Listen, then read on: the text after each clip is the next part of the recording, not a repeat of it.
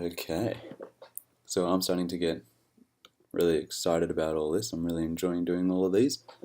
So let's see if we can knock out another one very simply, because this surely is a pattern occurring along with all of these, though we're not going to stop. Okay, so suppose the nominal interest rate, and again per annum, payable quarterly is 8%.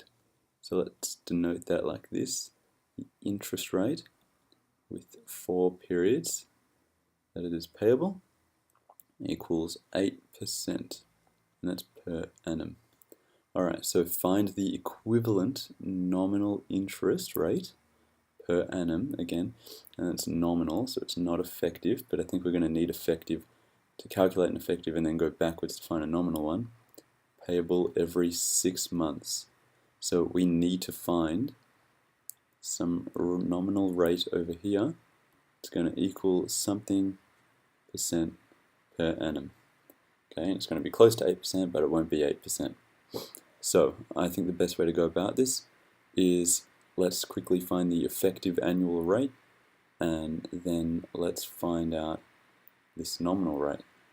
So to find out the effective rate, let's take this nominal rate over here of 8%, and let's divide it by 4, which is the amount of periods, and that's going to give us 2%, which is the effective rate payable every quarter.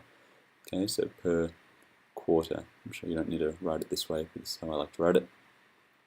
Okay, so this is the effective rate per quarter, and now we'll find out the effective annual rate.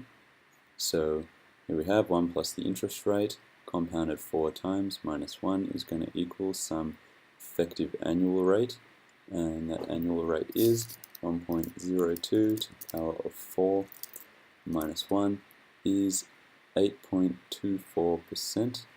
Let's write that down. 824, and that can be 8.24%. Okay, cool. So now let's go backwards and find out this nominal rate that we're trying to find, where it's payable every 6 months. So essentially, because it is an annual rate that we need to find, okay, this one isn't an annual one here. This is actually an annual one divided by 4, so it's the effective one when you're paying 4 periods. So we're going to do 1 plus this annual rate, which is up there. I can actually write it like that, divided by 2, because we'd already actually had this one divided by 4, I just didn't show it in the formula.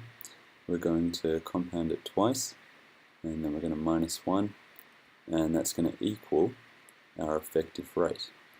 So now we can work backwards, and we can use a formula that we all know and love, and that's just the inverse of this, where we're going to find I with that 2 at the top of it. So we'll add 1 over there, so it's going to be 1.0824. We'll get rid of this to the power of 2 and make it to the power of a half. We'll get rid of this minus this 1, and we'll minus 1. And then the whole thing we'll get rid of the divided by 2, and we'll multiply it by 2. And that should give us the exact rate that we want. So let's get out the trusty calculator, and let's work that out.